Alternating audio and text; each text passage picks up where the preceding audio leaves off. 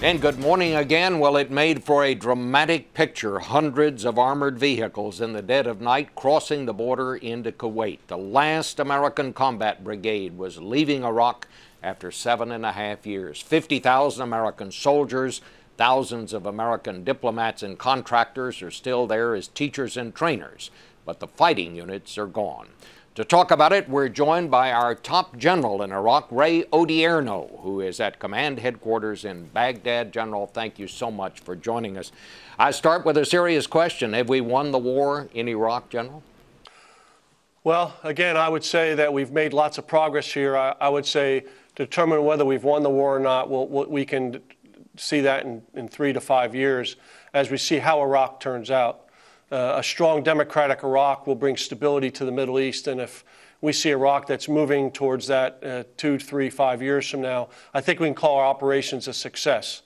In terms of winning the war, I would just say that we'd seen some great bravery, and we'll continue to see some great bravery from our soldiers, sailors, airmen, Marines who served here, and how they've been able to prosecute this very difficult operation here has been magnificent, and I'm very proud of what they've done. Saddam Hussein is dead. We don't hear much about al-Qaeda there anymore. What is the biggest threat now that you see, General?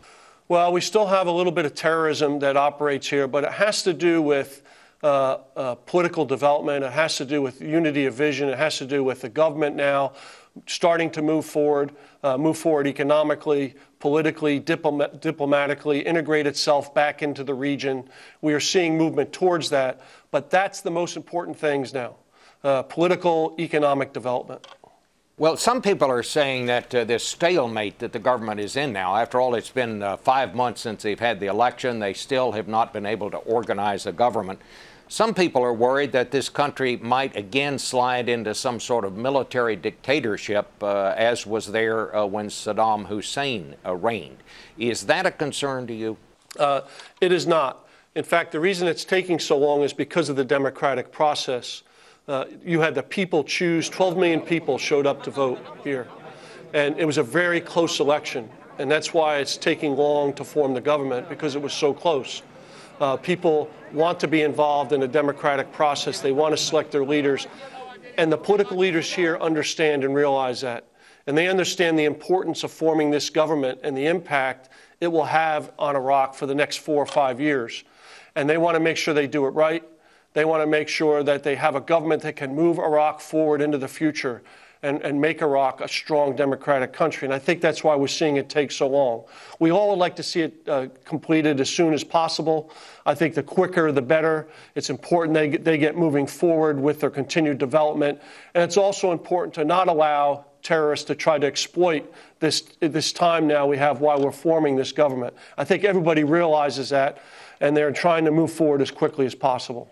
General, how confident are you that you're going to hand this military task over to the Iraqi military people now? And I bring that up because the chief of staff of the Iraqi Joint Forces was quoted in the Wall Street Journal this week as saying the U.S. Army may have to stay in Iraq until 2020. Because he said he doesn't think the Iraqi army will be ready to take over until then. As I understand it, our plan is to be out of there by the end of next year. So how confident are you of these folks being able to handle this? Well, first, we've been slowly turning it over for them now for over a year. And for the last 4 or 5 months, they have had the lead. And they have been conducting security operations, and they've been able to sustain it at a level that I think is acceptable. I think there's 2 issues we're talking about here. I think they're now capable of dealing with the internal security. Although we still have some terrorism, they're able to take care of protecting the people for the most part so the government can move forward. The second issue, though, is developing their capacity to protect the sovereign Iraq and protect themselves from external threats. I think that's probably what General Babaker is referring to. And what happens there, it's about them technically developing, purchasing equipment, learning how to use it, learning how to redo operations. It's about protecting their airspace, their sea, their territorial waters, and their land borders.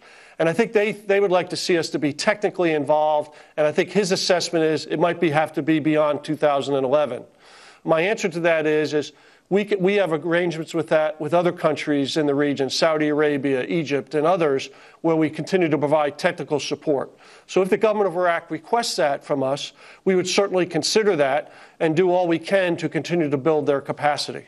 So if they ask us to stay longer, if they ask for more U.S. combat troops, are you saying we would give that consideration, that we might actually do that?